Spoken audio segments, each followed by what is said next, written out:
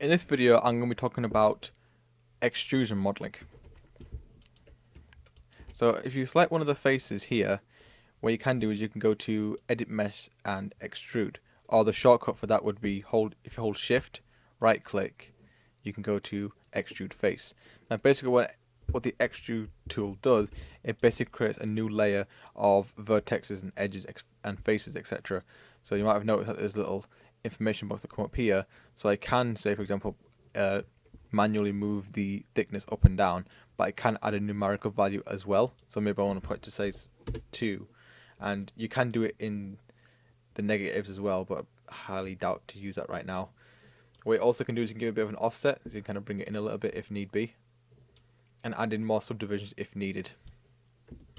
Although what you could do is, for example with this, if I want to make, say, a hammer, maybe I'll give it a bit of an offset first, say that might be the handle, and then if I press G, which basically repeats the previous tool that you've used, which for my case would have been the extrude, I can add a thickness to it, and probably get a little bit offset as well. And for example, this could be like a really really low poly toy hammer at the very best. It's just a little bit of an example. Obviously I'm not going into super high detail with this, but this kind of gives you the idea of what extrusion modeling is. What you can also do here as well is that if I select all these faces, if I extrude, give a bit of thickness, you can see it's all together. Now if you see this option here which says turn faces, keep faces together, if I turn that off, you can see they separate into their own individual geometry. So these small little squares here. So this could be good for, say, like a wooden wheel, or for whatever you need. So if you don't want it to stay together, you can turn that on and off if need be. Now the really good thing about extrusion modeling is the fact that you use it alongside your reference images.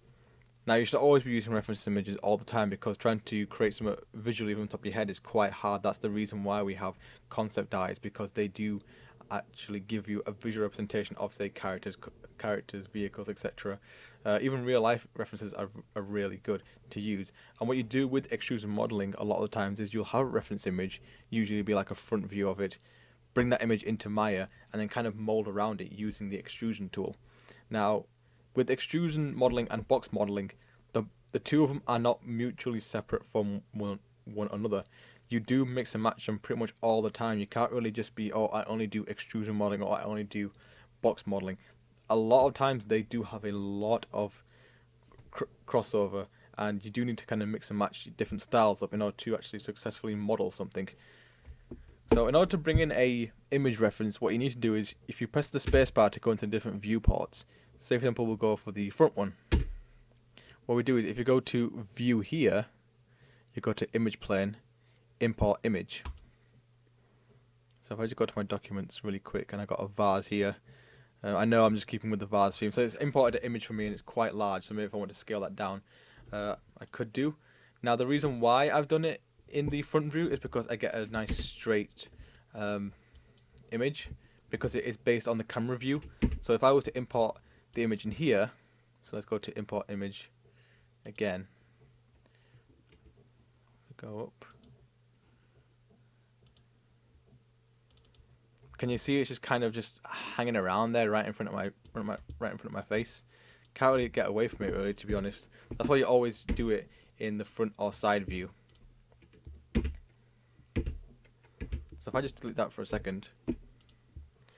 So with extrusion modeling, and I think I might have mentioned this before, is with box modeling or extrusion modeling, you do need to kind of figure out what the base shape is. So again, this whole idea of breaking down complex models or objects into their most simplest forms. So for this, I would use a cylinder. I'll probably flatten it out just a little bit. You might want to mainly just work in the front view here. So again, this will be quite rushed and really fast. I think it's slightly uneven. I don't know. I think if I just... yeah, that seems more straight. You might want to be careful. You might make sure it's definitely straight.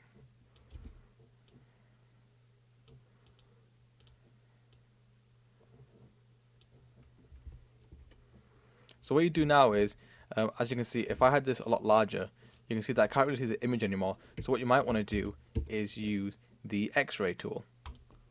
So now that makes it transparent.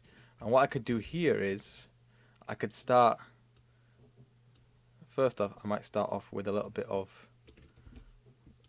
box modeling. So I might just make that a little bit there, bring that up, move that in just a little bit. I may need to put in another edge loop, so I might just keep this here. So we'll just go for 1 for now.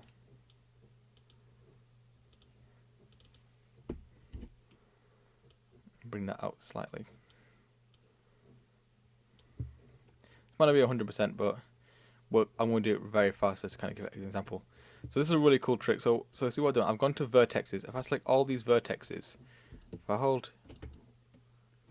Control, it says to faces and to contain faces. So you might have noticed I've switched instantaneously from the vertexes to the actual faces. But you have to make sure you selected all the right vertex not to do that. You can't just select one and it'll automatically assume that it's that particular face. You've got to select a range of vertices in order to do that. So I have these top faces here. So what I can do now is I can go to Extrude. If I press W, I'll just probably do it myself like so. I can start molding this shape. Press G again to just do it again. Just oops. Molding it out. And it's not doing 100%, so I may need to go in and add in some edge loops myself later on. Again, it's not just solely extrusion modeling, it's also adding a little bit of that box modeling aspects to it as well. So press G, moving that up. Let's just go for something really quick.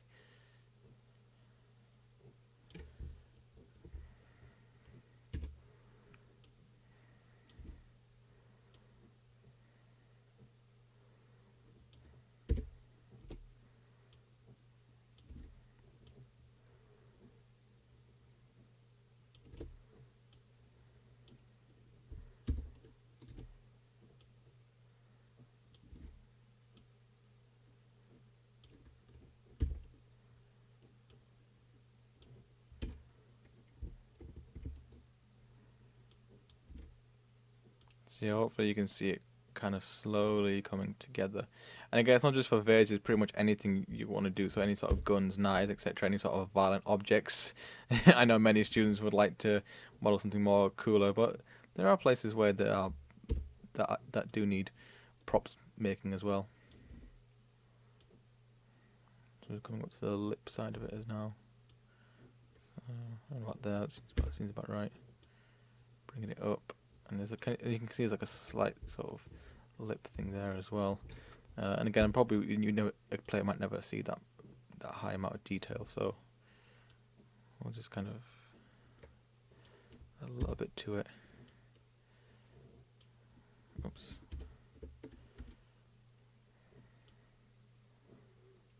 Okay, so let's have a look at it in 3D.